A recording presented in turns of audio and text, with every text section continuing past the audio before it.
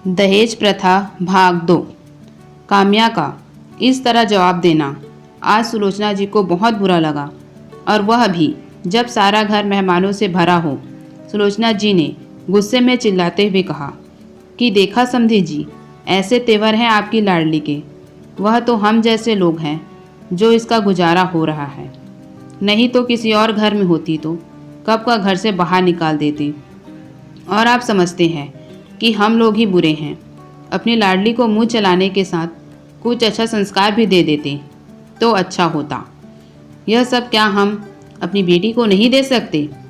आप लोगों की तरह कंगाल थोड़ी हैं कि शादी में बारातियों को खाना भी नहीं खिलाएं। ले जाइए आप यह शब्द।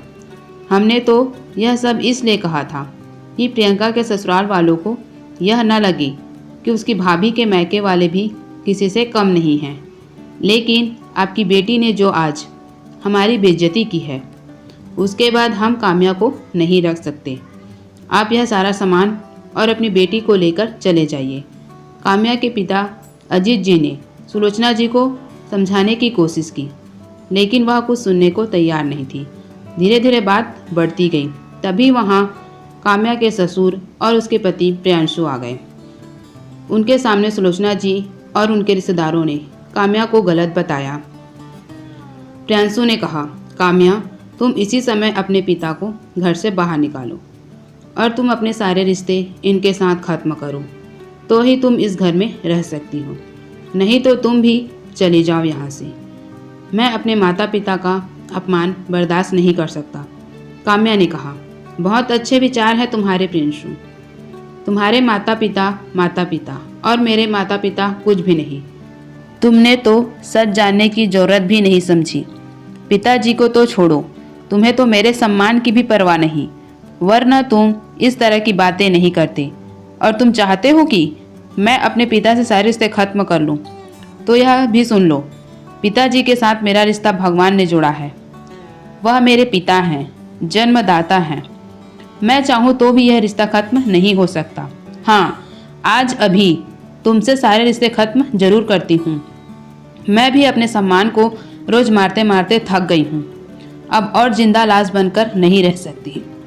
और रहूँ भी किस लिए? ऐसे घर के लिए जहाँ मेरी कोई कदर नहीं, मेरी सेवा मेरा प्यार का कोई मोल नहीं। सिर्फ तुम्हारे घर वालों की सेवा करती हूँ और तुम्हें बिस्तर का सुख देती हूँ।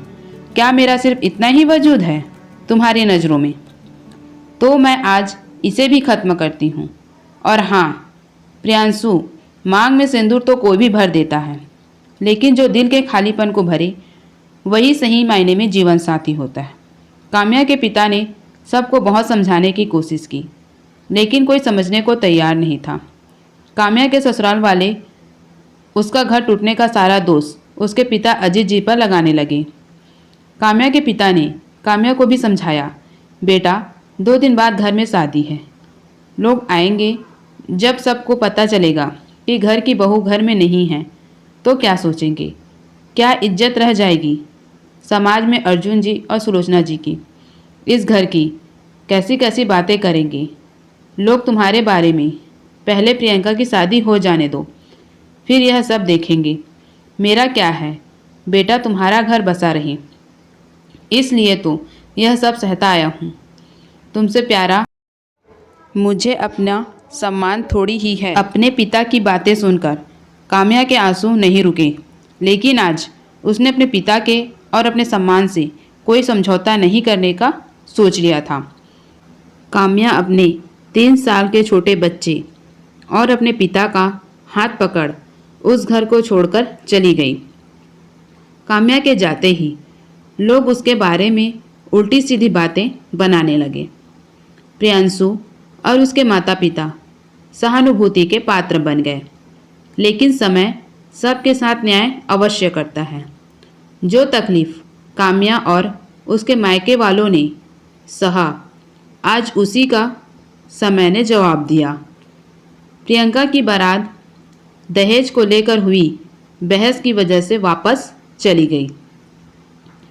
यह कहना उचित तो नहीं होगा कि जैसी करनी वैसी भरनी, क्योंकि एक और बेटी का घर इस दहेज के दानों ने निगल लिया। एक और परिवार का सम्मान बिखर गया। ऐसे ही ना जाने कितने घर इस दहेज के दानों ने निगल लिए, कितनी जिंदगियां बर्बाद कर दी और कितनों को जिंदा जला दिया। कब तक और क्यों हम इस दानों को पालते रहेंगे? बेटा हो या बेटी, क्या वह अपनी मेहनत से अपने लिए रोटी नहीं कमा सकते? हम यह क्यों भूल जाते हैं? पैसा चाहे जितना भी किसी के पास क्यों ना हो, खाता वह रोटी है, पैसा नहीं खा लेता। हाँ, खाने के तरीके अवश्य बदल सकता है। अब तो बस यही इच्छा है कि दहेज के दानों को पालना बंद करें और अपने बच्चों को अच्छी शिक्षा दें, ताकि वह खुद अपना भार स्वयं उठा सके और हमें उनके लिए दहेज प्रथा जैसी कुरीति को पालना ना पड़े। इसी तरह की अच्छी अच्छी कहानी सुनने के लिए हमारे चैनल को लाइक करें, शेयर करें, सब्सक्राइब करें और कमेंट करना ना भूलें। धन्यवाद।